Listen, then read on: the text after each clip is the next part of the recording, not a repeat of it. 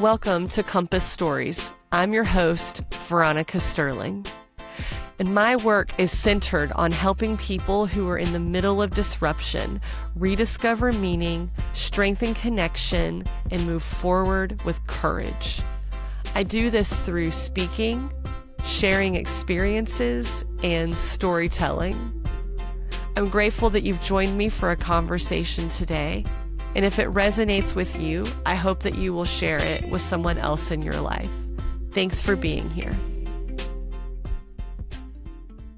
Listener, I am in Big Sur, California, and wow, the cliffs here, the water, the sunshine, it is absolutely incredible. Big Sur, California is obviously not a national park, but when you're on a big road trip like this, it feels like there are so many things that just seem like they're right next door. It'd be such an easy jaunt to head over there and see it. And that's what happened here on this trip. Our campsite is in this place called Big Sur Cabin and Campgrounds, and it's definitely a family campground. There are just kids that have all clearly just shown up and become best friends for the weekend, riding their bikes. We're nestled into all of these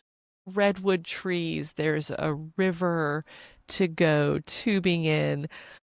This feels like the vacation in the middle of our long trip together. I will tell you that I've had a couple of stops since my last diary entry that I've shared with you here, but it took me a minute to decide how I would share this experience in my journey. Last week we were in Yosemite National Park. It was our 44th national park out of 63. It is beautiful. There are iconic things to see there. I was so excited to be there. And for our first full day, we went up into the high country. There's this place called Glacier Point, and there's another place called Sentinel Point. And when you're there, you have this 360-degree view of the valley below you. It is just awe-inspiring to see. And while we were hiking on the trail to experience all of this, I fell. And I fell hard. Picture me like a Superman, out flying across the sky with my arms stretched out in front of me, except I'm not Superman. I'm me laying flat on the ground. My shoulder absorbed the full weight of the fall, and I just immediately knew that it wasn't good. At best, I figured it would be one of those injuries that lingered with me for the rest of the trip. Like the kind of thing that just follows you around and reminds you that it still hurts every time you move. That kind of thing that reminds you that you're not 22 anymore, I guess. So that was 8 days ago. And the good news is my shoulder doesn't hurt very much if I don't move it. If you are watching me share this story with you right now, you will notice that I can't move my shoulder that much, but I do feel like it's been improving a little bit every day. And I'm in good hands with Kyle out here. He's an occupational therapist, and there's only so much you can do for a shoulder injury at this point. So I think we're managing well. I'll tell you that despite the fall, we finished the hike. I turned my binoculars into an arm sling and just kept going. And honestly, for the 4 days that we were there, Yosemite was absolutely incredible. The granite cliffs, the waterfalls, just the sheer scale of the valley was breathtaking. But after I had that fall, I was really down. I was really uncomfortable. And when I opened up my journal to start writing about the experience, the words that I wrote were just, ugh, why can't it just all be flowers and sunshine? Because I'll just make a confession to you, listener. I didn't want another lesson. I didn't want another metaphor. I didn't want another opportunity for my own personal growth. I just wanted a beautiful hike. I wanted a completely unremarkable, healthy shoulder and this fun story to share with you while I'm out here on this trip. But I finally picked it back up and I realized something.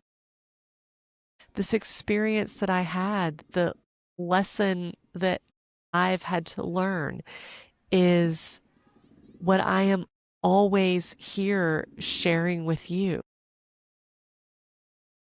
Life asks us to carry things that we never planned for. There is disappointment, loss, betrayal, uncertainty. There is the consequences of our own mistakes and grief that comes from realizing that life isn't unfolding exactly the way that we had hoped it would. That pain, that discomfort that we feel in those moments, it deserves to be acknowledged. It deserves honesty. It deserves a space to be experienced, but eventually on that journey, we reach a crossroads. And this isn't about where we choose whether or not the pain and discomfort exists. It's about choosing what happens next. And so there I was. Would I spend the rest of this trip angry about my shoulder?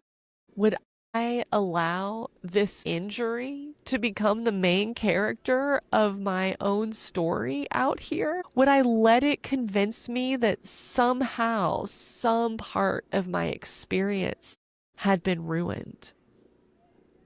I could have. That would have been an easy choice to make. But instead, I chose something different. So my shoulder still hurts. Hiking with a sling is awkward. And getting dressed in the morning is an adventure all by itself. None of that has changed. But when I chose what would happen next, I decided that noticing these things wasn't going to prevent me from also noticing the blue sky, the fresh air, the awesome surroundings that I have never experienced before. And so the lesson that I share remains true here for me. The pain comes with me, but so does the joy. I guess in some ways, we always need this little reminder, don't we? We can honor our hurt without handing it the steering wheel. We don't have to give it the control of which route we will turn to as we're moving forward. We can acknowledge what's been lost. We can acknowledge the struggle, and we can do that without losing sight of what still remains. We can carry grief and still move forward with purpose.